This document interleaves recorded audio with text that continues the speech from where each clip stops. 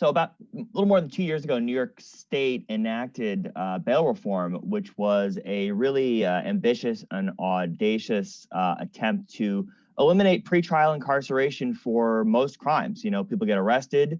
Traditionally, they would go to jail. They'd have to post bail.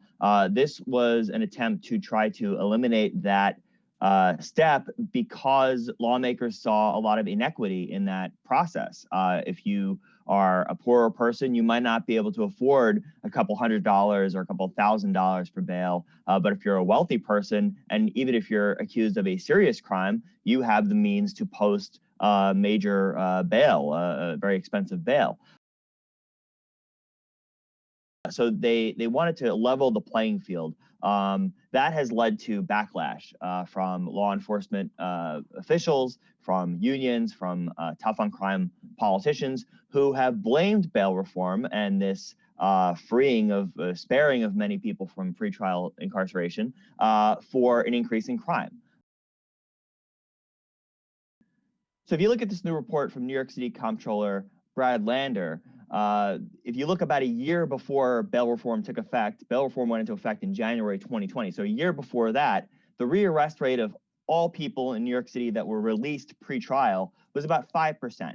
And a small fraction of those were for violent felonies. If you fast forward to December of 2021, so last December, about 2 years after bail reform took effect, that number of rearrests, that percentage, was a little above 4%. There were fewer people, about 40,000 or so, on pretrial release at that time. And again, it was a small fraction, about 275 or so people that were rearrested for violent felonies. The rest, misdemeanors, low-level offenses, that sort of thing.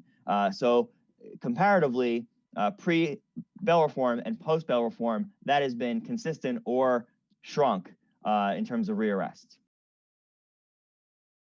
So the Legal Aid Society is a nonprofit group, a public defender group in New York City, and they say that bail reform is working and that it should not be the boogeyman blamed for what is going on right now in New York City and across New York State in terms of violent crime.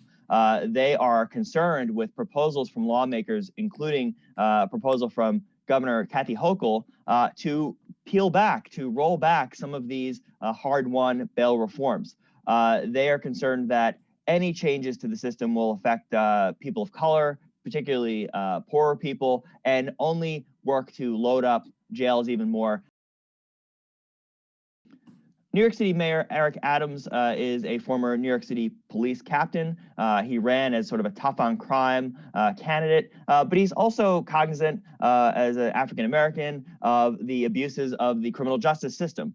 So he's kind of tried to walk a fine line on a lot of this, but he is in favor of rolling back some of the bail reforms. He thinks that that law in 2020 went too far. Lady, we're going to stay in this area. So far, they